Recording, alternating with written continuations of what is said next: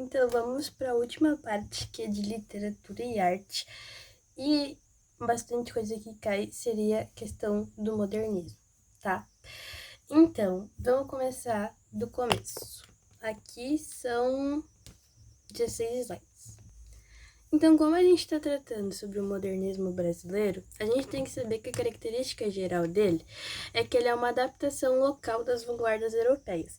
As vanguardas europeias, todo aquele conceito de classicismo, daquele também do expressionismo, do surrealismo, todos os tipos de vanguardas europeias, ele é uma adaptação brasileira.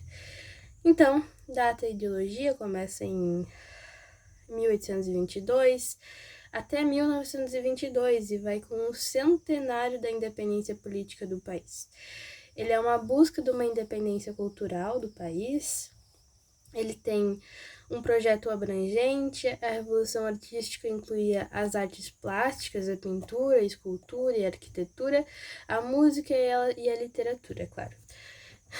Já o caráter desse modernismo, ele é inovador, ele é iconoclasta, ele é dessacralizador, e o movimento tinha o objetivo de romper e destruir a arte conservadora, principalmente a poesia parnasiana vigente dessa época. Os patrocinadores desses primeiros artistas eram as famílias Costa e Penteado, pertencentes à elite agrária, a cafeicultora e à burguesia urbana paulista. As principais características da literatura moderna brasileira. Aí a gente vem o hibridismo dos gêneros, tá? É uma utilização de fluxos de consciência, ou seja, de retratar ideais que vêm para conscientizar a época, uma montagem cinematográfica das coisas. Também vem o ideal de colagem, uma linguagem inovadora, a ampla valorização de uma linguagem simples e oral, paródia, ironia, ambiguidade, ou seja, contradição entre dois pontos, que nem se dizia da arte barroca, que era ambígua, que retratava ao mesmo tempo a dor e o sofrimento, e do outro lado uma pessoa rindo e a outra do outro lado chorando. Isso se chama ambiguidade. A adoção do verso livre, branco, eventual eliminação dos sinais de pontuação e os nexos sintáticos, é aí que começa as influências, né, que nem por exemplo, não um exemplo de uma coisa que não faz sentido. Aí foi que começou as músicas do Caetano Veloso, do Cazuza, com a licença poética, né? Que tudo isso, toda essa passagem do modernismo foi o que inspirou os artistas que eu estou comentando. Porque esse ideal de sem linha de pontuação e sem muito nexo a cunho de interpretação poética começou aí.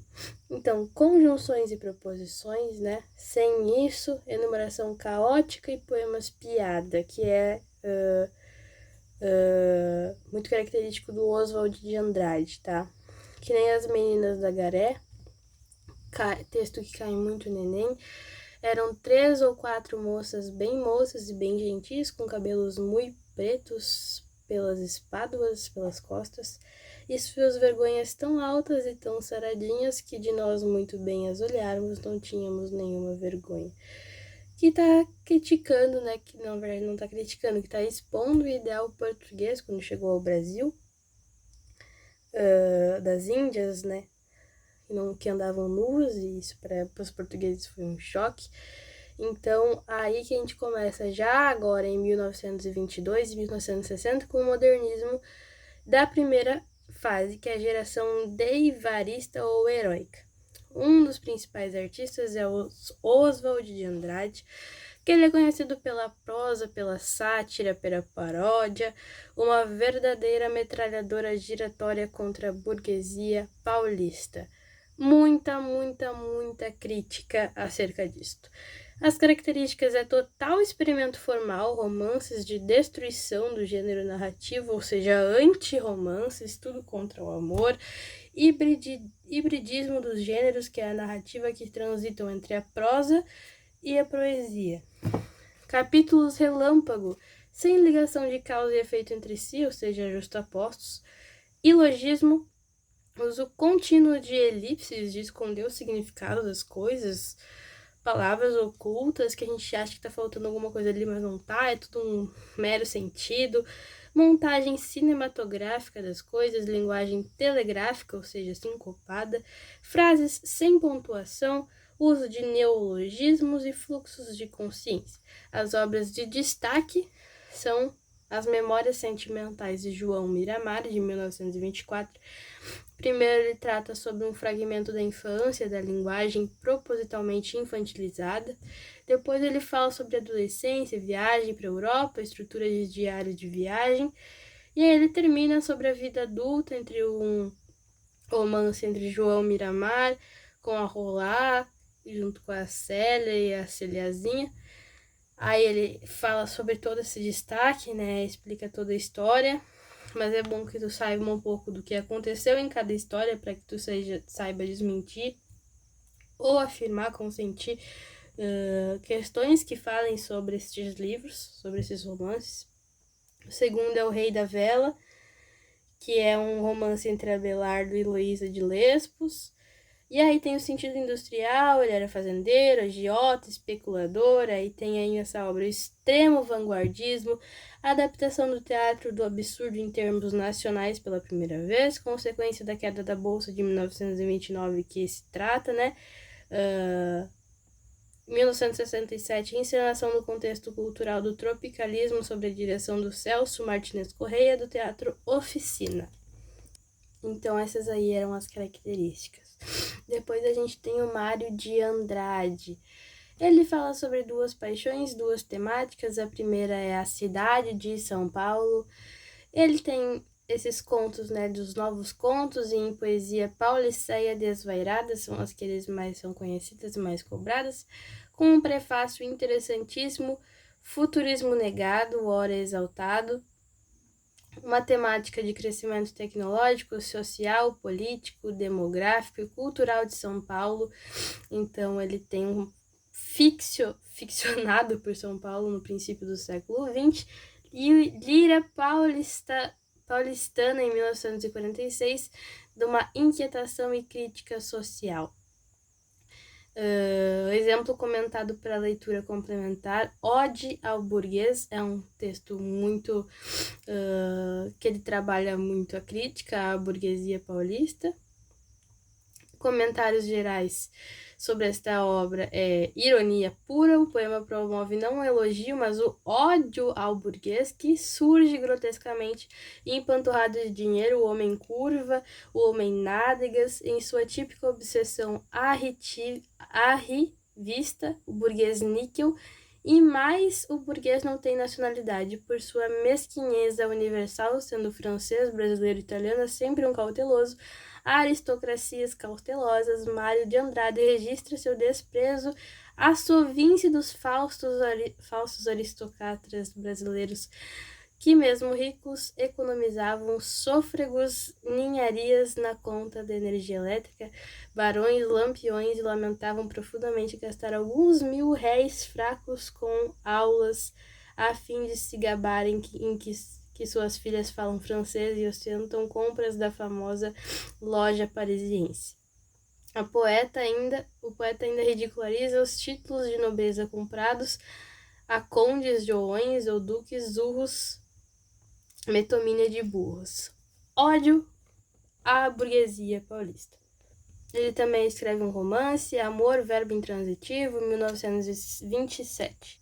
Entre Souza Costa, né, que fez o Industrial, aí o pai dele seria o Carlos, que é casado com a Elsa Fraulein, que tem uma dúvida entre dinheiro ou amor, crítica e hipocrisia da burguesia paulista, entre se casar só por interesse. Aí ele faz um adendo à cultura popular, ele faz um folclore relacionado ao primitivismo, tem uma poesia do clã de Jabuti em 1927, o Remate dos Males em 1930, talvez possa cair todos esses.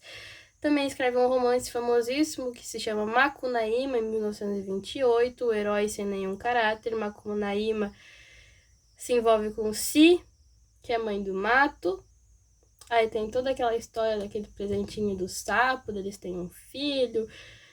É um monte de história. Aspectos relevantes é o primitivismo antropofágico, nacionalismo crítico envolvendo humor, episódio do nosso folclore, cartas para e Camiabas, paródia aos quinhentismos e aos parnasianismos, e vanguardismo formal e linguístico de desregionalização. E aí a gente entra para Raul Bop, que seria outro artista da época. Ele tem a obra de destaque sendo Cobra Naruto, de 1931. As características seria, de novo, o primitivismo antropofágico, um poema lírico, narrativo que une o imaginário medieval a uma lenda amazônica, plasticidade, belas descrições da fauna, da flora e da hidrografia amazônica, e a linguagem soma de tradicionalismo e experimentalismo, caráter infantil, usando diminutivos, e um ideal positivo, já que o amor vence no final. Vanguardas na poesia moderna do Brasil. Aí a gente tem Esquema das Correntes, né? O Manifesto da Poesia do Pau-Brasil, 1924. Aí tem esse manifesto verde-amarelo, em 1924, e o ANTA, em 1928. E aí acontece um desdobramento do manifesto antropofágico. O que seria essa poesia pau-brasil? É o uso de técnicas europeias de vanguarda para abordar temáticas brasileiras como o primitivismo. O que seria o primitivismo, tá? Na primeira fase, né, então, o primitivismo foi um dos aspectos importantes, referia-se à valorização das raízes culturais brasileiras, das formas populares de expressão e nas tradições indígenas e africanas, que foram resgatadas e celebradas pelos modernistas. Eles buscavam uma identidade nacional autêntica e distante da imitação dos padrões europeus, focando no que era primitivo e nativo do Brasil. Isto. Então, né, romper com a imitação europeia e uma estética experimental e inovadora. Então aí a gente vem, né, com um nacionalismo crítico nessa poesia do pau-brasil, normalmente exercido através do revisionismo histórico, que se prestava a reescrever a história nacional em versos debochados, mas imensamente críticos por toda a criação, né, a chegada, o descobrimento do Brasil, sendo que índios já estavam aqui. A arte moderna brasileira de exportação, busca de uma gramática brasileira, uma linguagem colonial que espremisse a linguagem do povo com toda a inventividade do idioma em seu uso prático. Os nomes, então, mais recorrentes aí vem o Oswald de Andrade e Tarsila do Amaral. Poesia Verde-Amarelismo, de 1924, e Anta, em 1928, que vem aí com a oposição ao nacionalismo anárquico da poesia pau-brasil, essência mais conservadora, menos iconoclasta. O que seria iconoclasta? Descreve aquelas pessoas que desafiam e rejeitam valores, crenças e tradições estabelecidas, e alguém que vai contra convenções, que quebra as normas sociais e culturais, criticando e destruindo ideias, costumes e símbolos que são amplamente aceitos pela sociedade. Então, rebeldia intelectual ou artística, crítica ao conservadorismo e inovação. Por isso que o modernismo no Brasil, especialmente na sua primeira fase, foi altamente iconoclasta. Os escritores e artistas modernistas, como Oswald de Andrade, Mário de Andrade e Tarsila do Amaral, quebraram as convenções artísticas e literárias estabelecidas, criticando o academicismo europeu e buscando uma estética própria brasileira, muitas vezes chocante e inovadora, e o próprio Manifesto Antropofágico de Oswald de Andrade é um exemplo de iconoclastia, pois propunha a devoração das influências estrangeiras para criar algo novo, subvertendo a ideia de uma cultura colonizada. Então essa poesia aí, de verde-amarelismo, de Plínio Salgado e Cassiano Ricardo, ele tinha uma oposição ao nacionalismo anárquico da poesia pau-brasil. Ele tinha uma essência mais conservadora, menos rebelde, menos quebra de padrões estéticos. Ele tinha uma identificação política com a direita, obviamente, totalitarismo integralista e exacerbação de sentimento de brasilidade. Busca de uma arte eminentemente brasileira, sem qualquer forma de diálogo ou com ismos europeus. Já a poesia antropofágica, de 1928, retoma os valores estéticos temáticos da poesia pau-brasil, Antes, sobretudo, o primitivismo, né, a cultura nacional do Brasil, e o humor anárquico e o uso contínuo da paródia. E aí ele aprofunda a deglutição cultural enunciada em 1924 e os nomes principais dessa retomada de novo, apesar depois das críticas, né? A gente vem de novo agora com Oswald de Andrade, Tarsila do Amaral, Mário de Andrade e Raul Bopp. Aí a gente vem pro modernismo, segunda fase, já na poesia de 30, tá? O contexto histórico mesmo foi a Europa. Lembra da quebra da Bolsa de Valores em Nova York, em 1929? E aí a gente teve o início da ditadura salazarista em Portugal, que um Cesar, né? Então, Guerra Civil Espanhola, uma onda totalitária varria a Europa, de então preparando o terreno para o nazifascismo. E no Brasil a gente estava tendo a ditadura de Getúlio Vargas nessa época. Então a poesia de 30, dos anos 30, começa com um neossimbolismo. As características gerais disso é a tendência ao retorno da atmosfera e traços simbólicos como a inadequação social, ou seja, a busca pelos tempos passados onde não tinha tanta revolta, tinha um pouco mais de paz, apesar das pessoas ainda assim sofrerem com a atualidade, com a realidade, um certo desejo de transcendência, ou seja, tá todo mundo muito enlouquecido por mudar novos ideais, vamos voltar um pouco para ficar mais tranquilos. Então, uma predisposição a uma poesia metafísica existencial, de muito pensamento próprio, de muito, eu penso isso, eu penso aquilo, eu penso desse jeito, muita filosofia interna.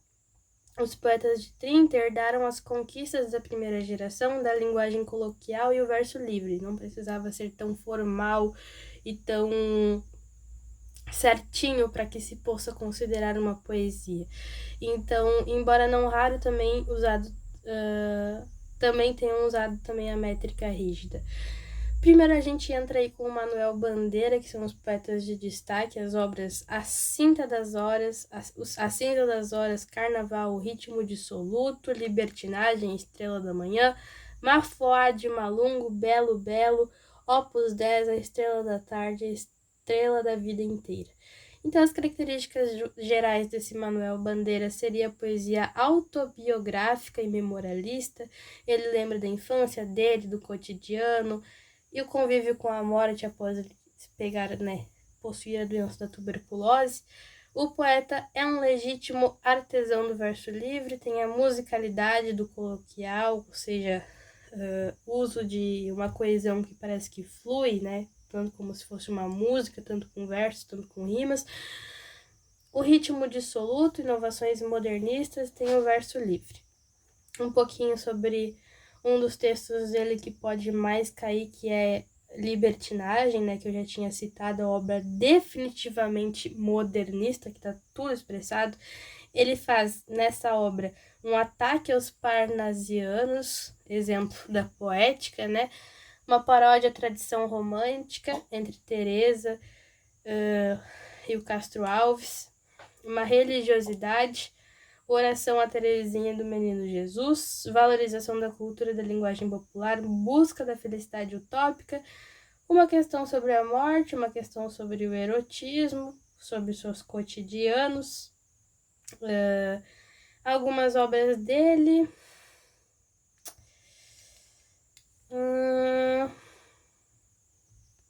Aí a gente já vai para Cecília Meirelles, né? Ela faz parte do grupo Festa dos anos 1920 no Rio de Janeiro, de teor católico, universal e conservador, esteticamente antinacionalista, sem aquele movimento progressista, né? Em vez de abordar criticamente o cotidiano e a realidade, preferiu temas filosóficos, metafísicos e espiritualistas, intenso subjetivismo e introspecção, textos muito difíceis que fazem tu refletir a tua vida inteira.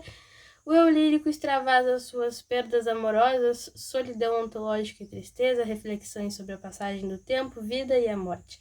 Valorização obsessiva de elementos naturais, ou seja, muita poesia referente ao céu, o mar, a areia, espuma. todos esses quesitos de arte conceitual, elevados a legítimos símbolos em suas poesias, temática de ascense, abriu mão do racional e filosoficamente dos sonhos e mesmo de quaisquer expectativas da vida terrena, seguiu uma métrica rígida, sobretudo redondilhas e octassílabos, ou seja, era aquele texto que tinha uma estruturação e não um verso livre, assim, opondo-se à coloquialidade da poesia moderna. Sua obra traz uma linguagem bastante sublime, elevada, simbólica e musical, ou seja, apesar deles terem na primeira fase, os artistas modernistas terem conquistado que a poesia sim poderia não ter uma linguagem formal e poderia sim ser coloquial e mais povão, ela preferiu escrever formalmente do mesmo jeito. Por isso que se coloca muito pega-ratão. Tem que saber que Cecília Meirelles, ela era modernista. Vai colocar um texto triformal ali e tu vai ficar, bah, isso aqui não é modernista porque tá sendo extremamente formal e uma das características do modernismo é uma linguagem mais coloquial. Não, é a Cecília Meirelles sendo ela. Então, obras principais da Cecília Meirelles: Aspectos, Baladas para Eu, Rei, Viagem, Vaga, Música, Mar Absoluto, Retrato Natural, Romance de Inconfidência, Metal, Reciclar e Solombra. E a gente tem aqui uns exemplos de leitura complementar, algumas poesias dela, alguns textos, e a gente já vai para Vinícius de Moraes, um dos principais nomes da bossa nova. Exímio sonetista, tradição camoniana, ou seja, os textos de Camões inspiraram muito, porque Camões era um grande escritor, né? Falava muito sobre amor, sobre romance, e aí, essa poesia camoniana também cai muito no Enem. E o Vinícius de Moraes foi altamente influenciado. O poeta dividiu suas obras em duas fases. A primeira fase tinha uma temática do mundo espiritual, um simbolismo místico e exótico, de uma espiritualização, uma religiosidade não definida, ou seja, não tinha uma religião, mas sim um espiritualismo dentro dele, uma citação de versículos da Bíblia, desejo do sublime, amor transcendente e espiritualizado. Segunda fase, ele já tinha uma temática do mundo real, mais material, uma visão mais racionalista, um tom de adesão ao modernismo, né, um tom coloquial, a presença do cotidiano, que nem o poema do Enjoadinho, críticas sociais de inspiração marxista, talvez temos aí um ideal comunista, que nem a Rosa de Hiroshima e o Operário em Construção, que deu origem à música mesmo, Construção, né? Amor carnal, sensualidade e erotismo, abordando sobre o viés da finitude amorosa. Exemplo disso principais são os sonetos que ele faz. Obras principais de Vinícius de Moraes têm, então, as poesias da primeira fase, Caminhos para a Distância, Formas de Exigese, Ariana, a Mulher, e a segunda fase, né, tem os novos poemas, 5 elegias, poemas, soneto e baladas, A Pátria é Minha, ele tem também um teatro, Orfeu da Conceição, Cordelia Peregrina e A Pobre Menina Rica, né, que ele escreveu algumas peças e também tem algumas crônicas. Aí agora tem alguns textos deles e a gente vai para um dos principais e mais cobrados, Mário Quintana. Ele tem uma poesia confessional, quase sem referências do mundo, um concreto exterior, um tom crepuscular, muito sombrio, uma poesia muito pesada, uns temas mais relacionados à amargura, nostalgia, melancolia e as mais variadas formas de fuga. Então, cidadezinhas de interior, ele valorizava, apesar de odiar, né, essa ideal da cidade de interior, sem movimentação, a valorização da infância, um tênue erotismo entre as suas poesias e uma idealização da morte. A linguagem tinha grande colonialismo e musicalidade, apesar do contexto pesado que tinha as poesias dele. E as poesias, poemas metrificados e livres, tinham uma certa estrutura, mas muito livre para que houvesse aquela fluidez da musicalidade. Então ele tinha algumas obras principais em versos, né? A Rua dos Cataventos, Canções, Espelho Mágico, Aprendiz de Feiticeiro, Apontamentos de História Sobrenatural, A Vaca e o Hipogrifo, Velório Sem Defunto, Poemas em prosas, O Sapato Florido, Caderno H. Os Quintanares é um dos principais, né? O cotidiano visto sobre a ótica corrosiva, irônica, insólita, tons surreais, sarcástica e debochada. Um dos exemplos dele seria o texto Libertação. A morte é a libertação total, a morte é quando a gente pode, afinal, estar deitados de sapatos. A maior encanto de bebê são as babás e outros textos, outras frases, outros textos que abordam esta visão de humor meio negro. Aí aqui apresentado alguns textos dele, e aí a gente vem para Carlos Drummond de Andrade. Características gerais dele: tem um maior poeta da literatura brasileira, tá? Extrema sofisticação semântica de sentido, muitas palavras de sentidos amplos, assim, um texto bonito, com significado, linguística, abrangência de aprofundamento desses temas, humor corrosivo e extremamente cético, análise lúcida e racional da realidade.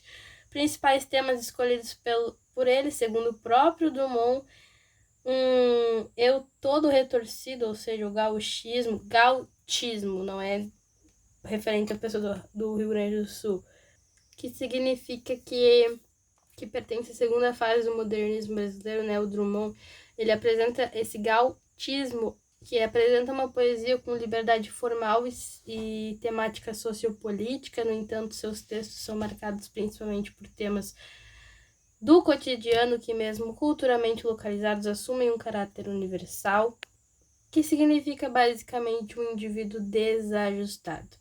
Gauch é caracterizado pelo contínuo desajustamento entre sua realidade e a realidade exterior. Há uma crise permanente entre o sujeito e o objeto que, ao invés de interagir e se complementar, terminam por se opor conflituosamente. É aquilo de, tipo, parece que nada dá certo, parece que quando arruma aqui, desajeita lá, tu tá em constante conflito com as coisas que te acontecem. Nunca é do jeito que eu quero. Isso que ele queria dizer. Então ele trata muito sobre esse constante desajuste com a realidade. Ele também retrata muito a questão do memorialismo e nostalgia da infância de morar, de vir de uma cidade do interior. E apesar de não gostar e desejar muito sair de lá, ele ainda sente uma saudade daquela sensação de estar lá. A família que me dei, ele vem lá e critica um pouco sobre a família dele e sobre como ele deveria aceitar mais, né, apesar de ser de buscar e de achar semelhanças, né, com a sua família, apesar de ter conflitos. E na praça de convites, a poesia contemplada, duas argolinhas, é uma poesia amorosa, de como a vida, tipo, o amor, ele aparece quando a gente deixa de procurar, como a gente deixa de se preocupar com o amor, ele aparece. Tem muita filosofia sobre ele com o mundo, tentativa de exploração e interpretação de estar no mundo. Filosofa muito sobre qual é o sentido da existência aqui. Uma olhada paronâmica sobre isso seria certo vanguardismo, temática social sobre o viés metafísico, a metafísica do social e do individual no mundo e do homem, e mais do mesmo. Nessas últimas décadas, aí, esses autores realmente tratam sobre temas mais filosóficos, como forte memorialismo do amor e dos amigos, a manutenção de tons de metafísica, impurezas, poesia errante, surge o erotismo e o amor natural, assim. Algumas obras dele, muitas obras dele. E acabou a segunda fase. Aí o meu conteúdo tá aqui falando sobre a terceira fase, só que ele tá especificando um pouquinho mais, deixando menos amplo, tá?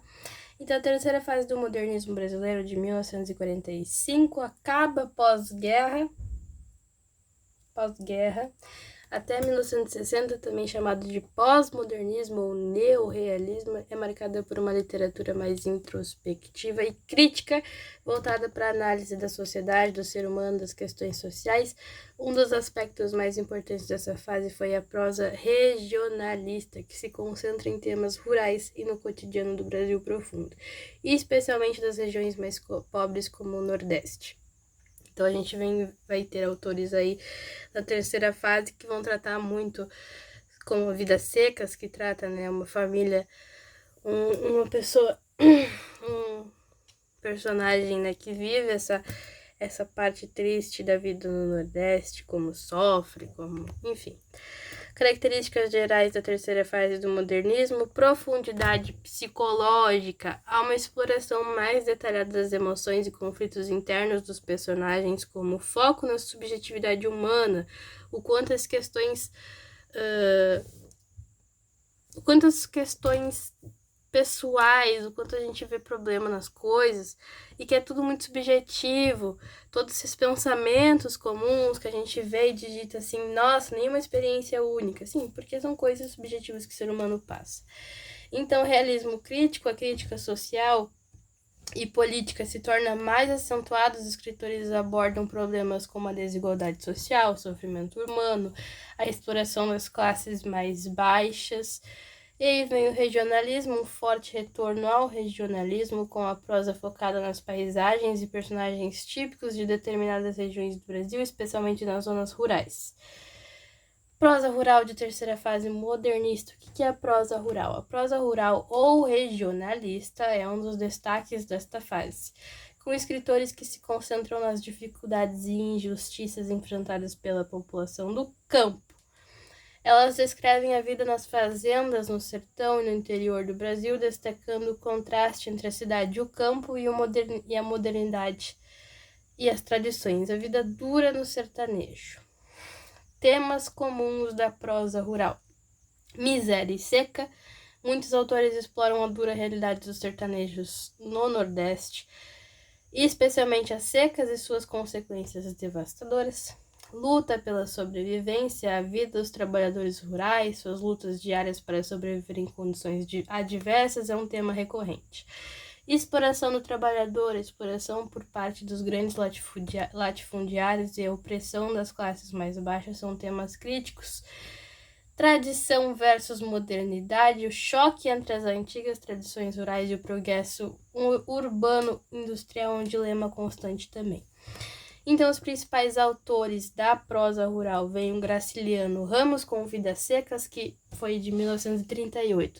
Embora publicada antes do início formal da terceira fase, esta obra é um marco da prosa regionalista e foi fundamental para consolidar a narrativa sobre a vida no sertão nordestino.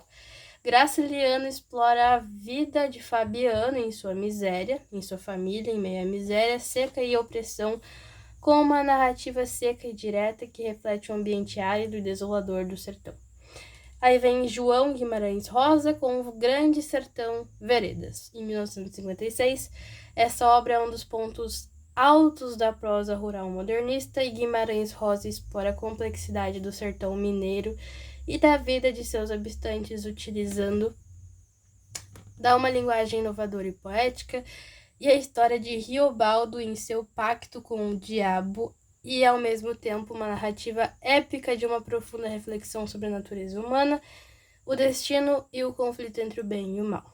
Linguagem regional e a riqueza de detalhes sobre o ambiente rural fazem dessa obra um exemplo único de como a prosa rural pode ser elevada ao status de arte universal. José Lins do Rego. Ciclo da cana-de-açúcar, em suas obras como O Menino do Engenho, O Fogo Morto, José Lins Rego retrata o declínio dos engenhos de açúcar no Nordeste, expondo as dificuldades dos trabalhadores rurais e a decadência das antigas oligarquias rurais. E por último, Jorge Amado, embora seja mais conhecido por suas obras urbanas e populares em romances como Terras do Sem Fim, Jorge Amado também abordou o tema rural, especialmente na Bahia, retratando as disputas de terra e o cangaço. Então, o macete para entender isso é que a prosa rural dessa fase modernista é marcada pelo realismo crítico, com um olhar atento para as condições sociais, políticas e econômicas do Brasil profundo, especialmente do sertão e das áreas menos desenvolvidas. Se você lembrar que os atores buscam revelar a dura realidade dos campos e dos sertanejos, você entenderá o ponto central para a prosa rural dessa época. Exemplo das questões mais abordadas, questões sobre sofrimento e alienação dos trabalhadores rurais. As histórias geralmente mostram como os trabalhadores rurais são explorados e vivem à mercê dos grandes fazendeiros do sistema econômico injusto.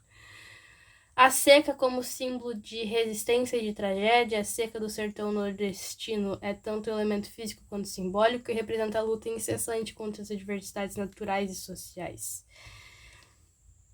Então, é só lembrar dos personagens, do conceito estratégico que você acerta. Finalizando só com um pouquinho de artes, porque pode ter questões não só de literatura, mas de artes, e o Enem adora na prova de linguagens. Pinturas e esculturas antes, tá? Dessa fase modernista, esculturas de Victor Brichetti, exposições de Anita Malfatti, influência expressionista, teor cubista, críticas de Monteiro Lobato, paranoia ou mistificação. Ele criticava bastante a Anita Malfatti, tá? Demais artistas modernistas, Lazar Segali, Emiliano de Cavalcante, Tarsila do Amaral, Cândido Portinari. Obras de destaque caem muito. Monumento às Bandeiras. Essa foi uma obra forjada em estilo Art Deco. Monumento às Bandeiras se localiza no Parque Ibirapuera e representa uma entrada metáfora do desbravamento bandeirante ao país no período colonial. À frente vemos portugueses e a seguir o povo brasileiro, negros, mamelucos, índios, dos quais apenas um puxa de fato a canoa, encomendada pelo governo de São Paulo em 1921. A escultura de Brechetti crítica ao colonialismo português. Aí vem algumas pinturas da Anita Malfatti com a tela A Boba é um dos pontos mais altos da pintura da Anita e pertence a uma fase em que sua pintura expressionista absorve elementos cubo-futuristas. A tela é construída numa orquestração de azuis e verdes, laranjas e amarelos, relacionando as zonas cromáticas, tá? Assimetria, aplicação irregular da cor, fisionomia e expressão normal e vaga, deformada, ressaltação de traços negros, segundo a estética expressionista, irracional e desarmônico, fortes pinceladas, aí mais obras da Anita, obras de Cavalcante aqui. Então, sobre a Anita Malfatti, técnica cubista, sempre cá, impressionista e cubista, prepulsora da arte moderna, só queria vender seus quadros, foi destruída por Monteiro Lobato por serem obras efêmeras, chamada de estrábica, mística e paranoica, crítica por Monteiro Lobato, com um quadro tropical da Anita Malfatti, então tem uma treta entre ela e ele. Aí o de Cavalcante defendeu a Anita, né? Desenhava mulheres morenas, mulatas, sensuais e curvilíneas. Cai muito nas provas do jeito que ele pinta essas mulheres mulatas. Aí a gente tem o Cândido Portinari. Foi pintor, ilustrador e gravador e professor.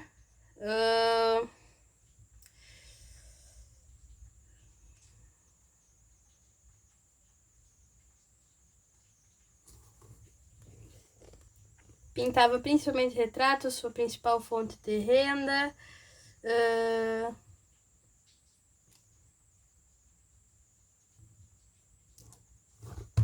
Pintava muito campos, cidades, escravos. Com a tela Café, o primeiro modernista a receber um prêmio internacional no mesmo ano é convidado para lecionar pintura mural. desenhava muito escravos negros. Sobre a obra Café, Portinari comentou: impressionavam-me os pés dos trabalhadores das fazendas de café. Desenhou tudo meio disforme, grande, pés que podem contar uma história, confundia-se com pedras e espinhos, pés sofridos com muitos e muitos quilômetros de marchas. Muitos escravos, retratos de escravos em suas obras, nas plantações. Portinari também desenhava índios e famílias num ideal meio mórbido e assustador, com a obra Retirantes e o menino soltando pipas. Ele se filia ao Partido Comunista do Brasil, candidatando-se ao cargo de deputado federal. Ele ilustra obras literárias como Memórias Póstumas de Brás Cubas e Alienistas, ambas de Machado de Assis. Aqui tá falando, né? O pintor representa as lembranças de sua infância, retratando paisagens de Brudowski, brincadeiras infantis, também o universo dos trabalhadores, principalmente vinculados a extensas lavouras de café, radicalizando sua crítica social em série. Os Retirantes, onde denuncia a miséria dos retirantes nordestinos. Aborda também passagens históricas famosas da história do Brasil, como o descobrimento e a vinda da família imperial para o Brasil. E sobre pós-modernismo, Oscar Niemeyer, o cara que fez Brasília praticamente, que toda a arquitetura moderna do Brasil de Niemeyer. Então esse cara, né, além dele ter as características centrais da ambição modernizante, influências do cubismo, abstracionismo e concretismo, procura considerar a arquitetura com outras formas de arte, formas arredondadas, busca o equilíbrio entre a função e a estética, edifícios e monumentos, colunas expostas, projetadas fora das paredes, com o intuito de sugerir um efeito visual de leveza, por isso que Brasília parece muito leve. Principais obras de Niemeyer: Ministério da Educação e Saúde, Conjunto da Pampulha, ou seja, uma igreja, sede das Nações Unidas, os caras projetou a ONU em Nova York, Conjunto do Parque Ibirapuera, Edifício Copan, Casa das Canoas, Brasília. Sede do Partido Comunista Francês em Paris, Universidade de Constantine, Passarela do Samba, no Rio de Janeiro, Memorial da América Latina, Museu da Arte Contemporânea, Museu Oscar Niemeyer, Centro Administrativo de Minas Gerais e Centro Cultural Internacional Oscar Niemeyer. Ele fez uma igreja com formas curvas, tudo com formas curvas, edifício Copão que parece uma onda em São Paulo. Ele faz obras meio abstratas, uma obra em forma de mão, mas ele botou um prato em cima de um copo, ele decidiu fazer um prédio que parecesse um prato em cima de um copo, formas arredondadas, muitas curvas. Em Brasília ele acabou feito num contexto histórico do desenvolvimento dos anos do JK. Estratégia política simboliza o crescimento nacional, administrativa servir a elos de diversas religiões, militar interiorizar a capital federal, ou seja, como a capital federal era Rio de Janeiro, eles decidiram colocar a capital do Brasil mais para o centro, caso que isso, na visão militar, se decidissem atacar, já teriam toda sede, né? A sede do Brasil já no litoral, então seria bem mais fácil de atacar o Brasil do que interiorizar e botar para o centro do Brasil a capital, seria uma estratégia militar, de um ponto de vista bom. Fez uns ministérios, o Palácio da Alvorada, várias arquiteturas. O cara é foda.